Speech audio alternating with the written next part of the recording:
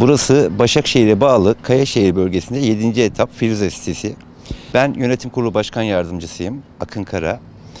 Buradaki sorunlarımız daha önce de yetkililere dile getirdiğimiz gibi vatandaşlarımızın köpeklerden yani sokak hayvanlarından şikayeti. Bizim burası site yönetimi çıkışı olduğu için arkadaşlarımız sabahları bu yolu kullanıyorlar. Hamile bayanlar geçiyor, çocuklar geçiyor, okul servisleri buradan insanları alıyor. Yani köpeklerden ciddi rahatsızız. Yetkililere de ilettiğimiz zaman yalnızca yaralı hayvan varsa toplayabiliyoruz diyorlar. Birkaç defa daha geldi arkadaşlar. Ama biz bu konuyla alakalı ciddi bir sorun yaşıyoruz ve vatandaşlarımıza bundan ciddi rahatsız. Yani bunun kısa zamanda çözülmesini istiyoruz.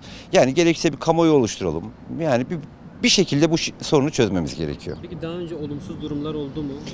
Tabii ki oldu. Yani burada hamile bayanlar karşıdan karşıya geçerken hayvanlar saldırdı. İşte biz elinden tutup karşıya getirmek zorunda kaldık.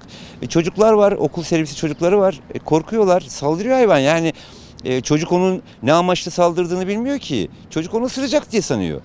Bu sebepten dolayı cidden toplanmasını istiyoruz. Yani burada yaklaşık 6-7 bin insan yaşıyor. Burası büyük bir site. 1400 dairelik bir siteden bahsediyoruz. Burada işte hastası var, yaşlısı var, engelli vatandaşlarımız var. Bunlar bu konudan cidden rahatsız. O yüzden yetkililerden rica ediyoruz. Yani bu konuyu en kısa zamanda çözebilirsek çok mutlu oluruz. Burada 2011'de kuruldu bu site. 2011'de beri burada aşırı hayvanlar var. İnsanlara saldırıyorlar, çocuklara saldırıyorlar. Ama buradaki site sakinleri de bu hayvanlara bakıyorlar.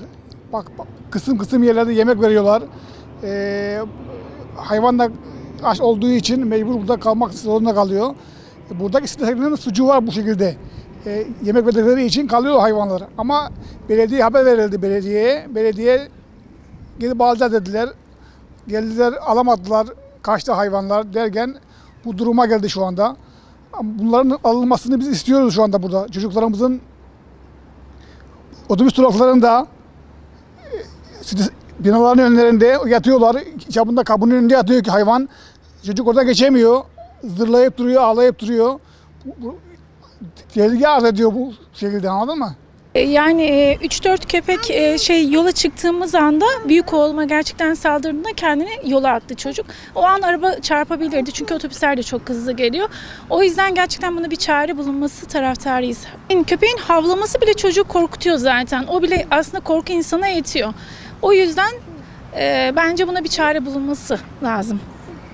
Kızım köpek korkusundan dışarıya çıkamıyor. 19 yaşında. Evet, yürüyüşe gidiyorlar. Seven varsa korkan da var yani. Evet. O kadar da korkan var. Seven beslesin yani tasmasıyla tutsun, beslesin ama o sahipsiz çok var. Yani bir araya geldikleri zaman 10-15 tane birden. Zaten birinin havlamasıyla öbürküler hemen yetişiyor ki.